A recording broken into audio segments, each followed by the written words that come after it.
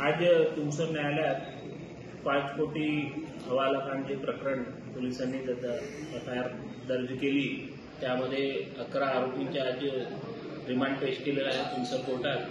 त्या रिमांडमध्ये 5 आरोपींच्या PCR मागितला आणि 6 आरोपींची MCR मागितली होती।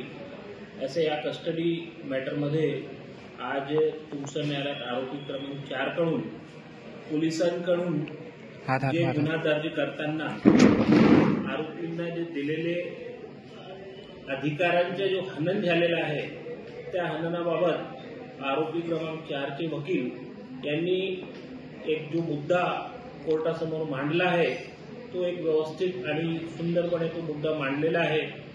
आता आरोपी क्रमांक 4 चे वकील त्या मुद्द्याबाबत आपल्याला संक्षिप्त जानकारी देतील। सदरच्या केसमध्ये मी आरोपी नंबर 4 जे आहेत राजा सुरेंद्र खोब्रागडे यांच्याद्वारे आज मी कोर्टासमोर हजर झालो आणि त्यांच्यातर्फे मी माननीय कोर्टापुढे मी बाजू मांडली।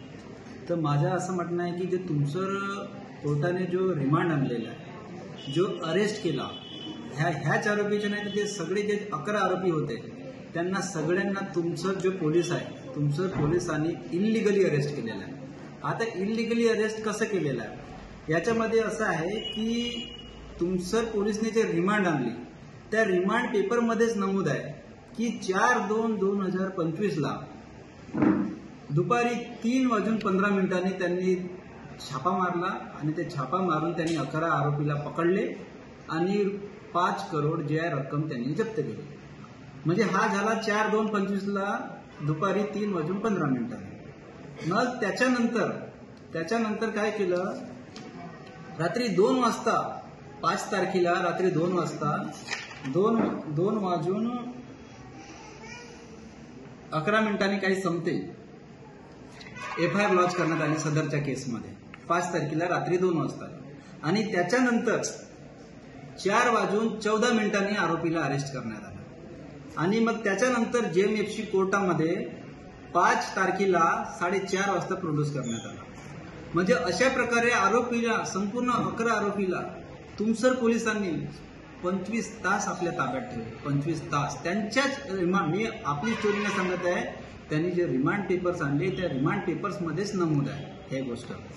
तर माझं असं म्हणणं आहे की सेक्शन 57 जो CRPCचा आहे आणि 167 CRPCचा आहे आणि आर्टिकल 22 कॉन्स्टिट्यूशन ऑफ इंडिया भारतीय संविधानाची कलम 22(2) अशी म्हणते की आरोपीला अरेस्ट केल्यापासून 24 तासाच्या आत मॅजिस्ट्रेट कोर्टापुढे नमूद म्हणजे प्रोड्यूस केल्या पाहिजे आणि नंतर मॅजिस्ट्रेट कोर्ट ऑर्डर करतील त्याच्यानंतरच ते आपल्या कस्टडीमध्ये ठेवू शकतात। पण सदरच्या केसमध्ये तुमसर पोलिसने काय केले, 24 तासाच्या आतमध्ये आरोपींना प्रोड्यूस केले नाही कोर्टात, त्यांनी 25 तास लावले। 25 तासाच्या आतमध्ये 25 तासाच्या नंतर त्यांनी आरोपीला प्रोड्यूस केले कोर्टामध्ये। तर माझा हाच ग्राउंड होता माननीय कोर्टासमोर की हा जो अरेस्ट आहे त्याच्यानंतरची जी रिमांड झाली 24 तासाच्या आत त्यांनी आणले नाही, त्यामुळे ते इलिगल अरेस्ट आहे, त्याच्यामुळे आरोपीला बेल देण्यात हा माझा पहिला आर्ग्युमेंट होता। दुसरा माझा असा आर्ग्युमेंट होता की जेव्हाही म्हणजे पहिले काय होत होता, पोलीस ज्याला वाटेल त्याला अरेस्ट करत होता आणि आपल्या मर्जीनुसार आपल्या मर्जीनुसार आणि आपली सोयीनुसार तो पोलीस कस्टडीमध्ये 2 दिवस 3 दिवस 4 दिवस ठेवत होता। म्हणून सुप्रीम कोर्टाने गाईडलाईन्स पास केलेली आणि बोललेले आहे की कोणत्याही आरोपीला जेव्हा तुम्ही अरेस्ट करता तेव्हा तुम्ही त्याला रायटिंगमध्ये ते ग्राउंड सांगितले पाहिजे, रायटिंगमध्ये दिले पाहिजे आरोपीला की का बरं तुम्ही त्याला अरेस्ट करत आहे याचे ग्राउंड्स दिले पाहिजे।